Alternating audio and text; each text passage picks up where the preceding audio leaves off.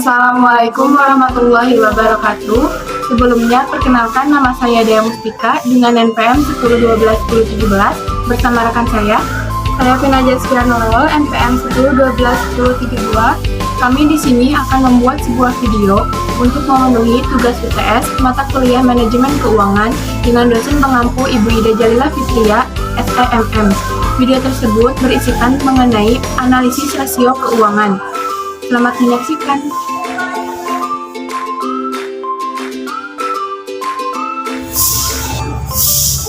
Analisis laporan keuangan dikelompokkan ke dalam 5 kategori.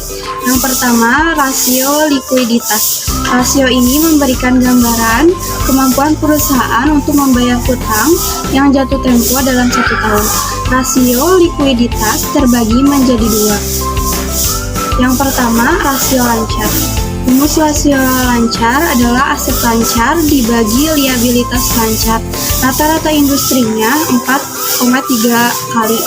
Contoh soal, rasio lancar adalah perbandingan antara aktiva lancar dengan utang lancar suatu perusahaan.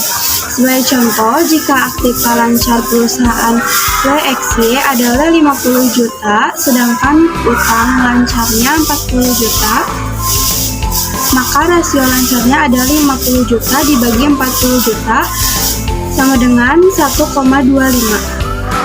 Yang kedua ada rasio cepat. Rumus rasio cepat adalah aset lancar dikurangi persediaan dibagi liabilitas lancar. Rata-rata industrinya yaitu 2,2 kali. Contoh soal, aset lancarnya adalah 290 juta, persediaannya 70 juta, kewajiban lancarnya 320 juta. Dan rasio cepatnya berarti 290 juta dikurangi 70 juta dibagi 320 juta sama dengan 0,69.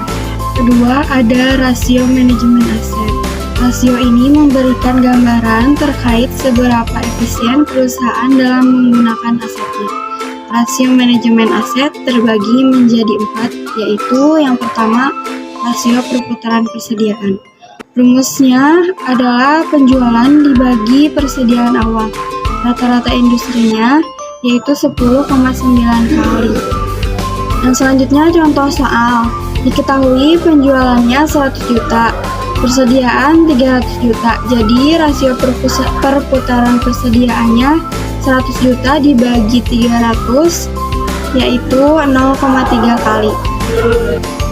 Yang selanjutnya yang B, jumlah hari penjualan belum tertagih atau Daily Sales Outstanding Ratio.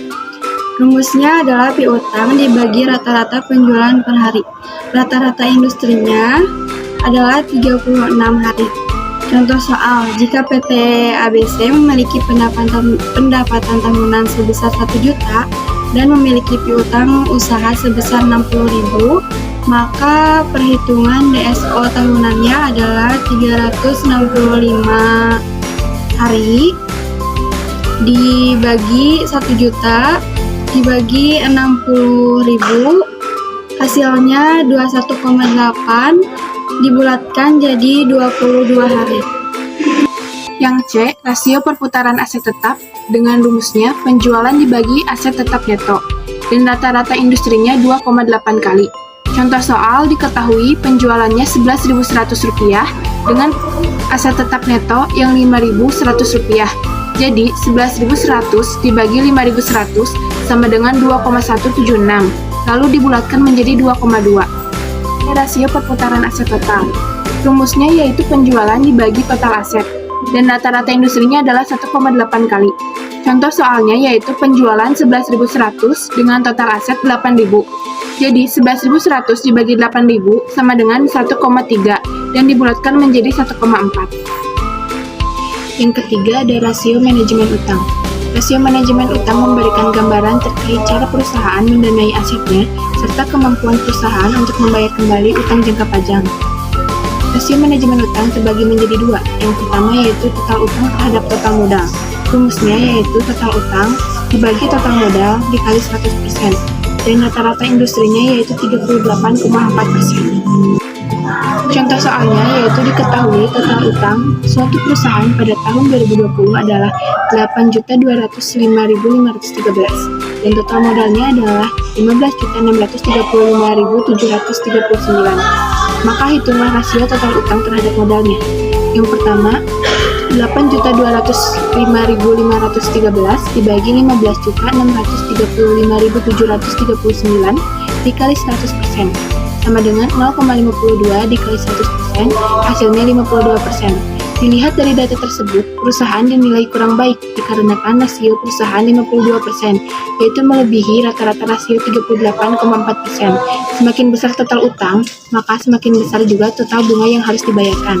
Dan hal tersebut akan merugikan perusahaan. Hence interest earned, yaitu rumusnya laba sebelum bunga dan pajak dibagi biaya bunga dengan rata-rata industri 6 kali. Contoh soalnya yaitu diketahui laba sebelum bunga dan pajak sebuah perusahaan ialah 35 juta dan biaya bunga yang dimiliki ialah 890.000. Maka hitunglah rasio times interest earned-nya. Jawabannya yaitu 35 juta dibagi 890.000 sama dengan 39,3 kali.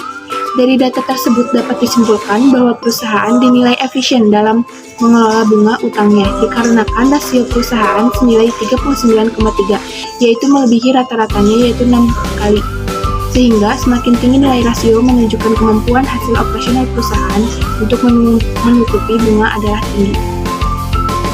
Sekian video pemaparan dari kami. Mohon maaf apabila ada kesalahan. Wassalamualaikum warahmatullahi wabarakatuh.